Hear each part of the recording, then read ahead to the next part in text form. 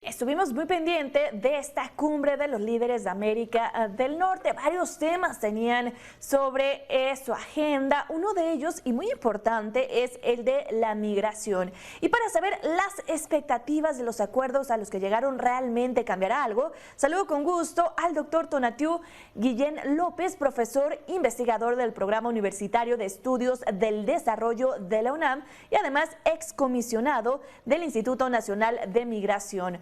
Doctor, buenos días. ¿Qué tal, Lidia? Muy buenos días. Gracias por invitarme. Gracias por estar con nosotros.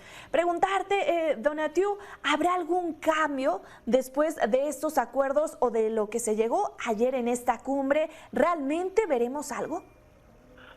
De hecho, Lidia, los cambios no fueron, en materia migratoria, no fueron sustanciales en la cumbre.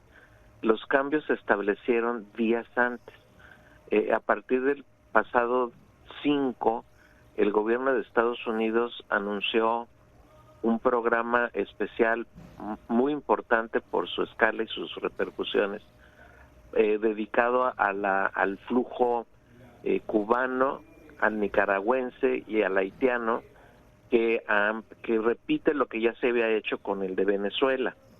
Entonces ese paquete se estableció desde el día 5, implica algunos aspectos positivos, como es el de la posibilidad de recibir hasta 360,000 personas en el año de estas nacionalidades de manera regular mediante un procedimiento remoto, pero del otro lado implica cerrar la frontera a estas nacionalidades y cerrar y castigar, de hecho, el flujo que arribe vía terrestre de forma irregular desde México o incluso del flujo que pueda estar cruzando desde Panamá, por ejemplo.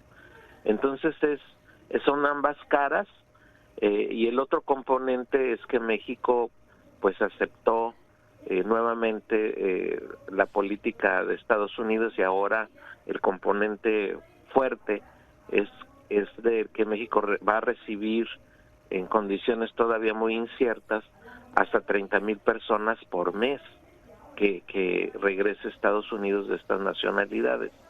Entonces son esas dos caras. Hay pues un conjunto de problemáticas asociadas a estas decisiones, y en la cumbre en realidad solo se mencionó un sistema web que ayudaría y orientaría y facilitaría pues más información a migrantes y refugiados, y un centro de también información de atención migratoria en el sur de México, que por cierto es curioso el asunto, porque por un lado está este centro en el listado de acuerdos que publica el gobierno de Estados Unidos, pero no está en el listado de lo que dijo el presidente mexicano en la cumbre. Entonces, a reserva de eso que haya que afinar, pues son los elementos que están ahorita por lo pronto en el corto plazo en el tema migratorio.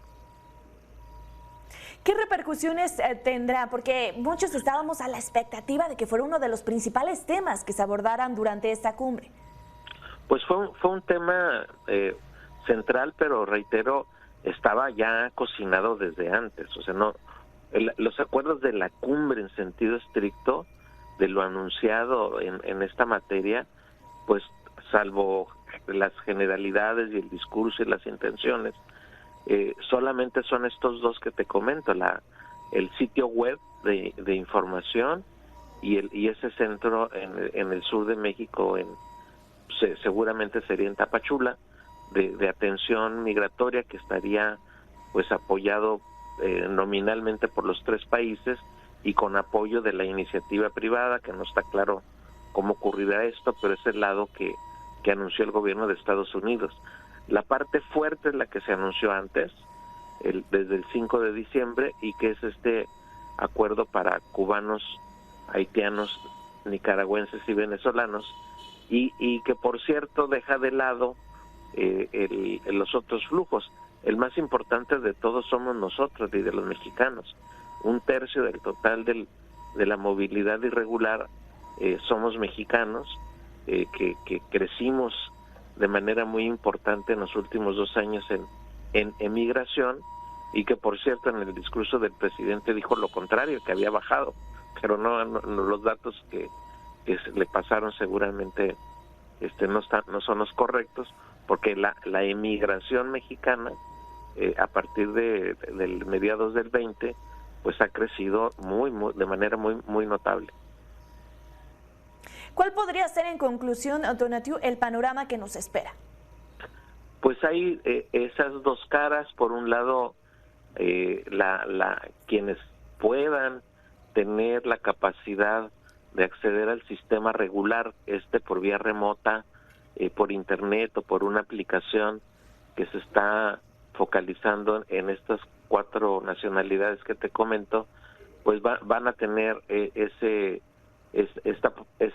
ingreso regular y esa atención por parte del gobierno de Estados Unidos, pero va a haber otro conjunto que no tenga esta capacidad de información, que no tenga las condiciones para encontrar un patrocinador en Estados Unidos, y ese otro conjunto de población, que es muy grande, pues puede tener primero un trato discriminatorio, y puede tener también la cancelación de su derecho de solicitar asilo, que es un derecho internacional y es un derecho humano, y que pueda quedar discriminado simplemente por el procedimiento.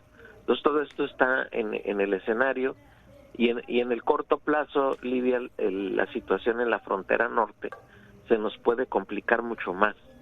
Ya de entrada está muy saturada la capacidad de atención en los albergues, que son atendidos sobre todo por organismos de la sociedad civil y casi nada por gobiernos.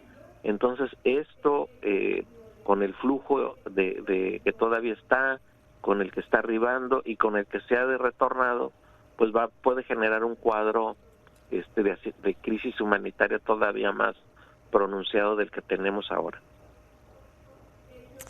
Vaya panorama, muchísimas gracias por ponernos sobre la mesa estos acuerdos que, si bien ya se habían llegado antes de la cumbre, los temas que trataron durante la cumbre, y estoy segura vamos a seguir abordando el tema de la migración en nuestro país. Te lo agradezco muchísimo, Tonatiuh. Al contrario, Lidia, un gusto saludarte.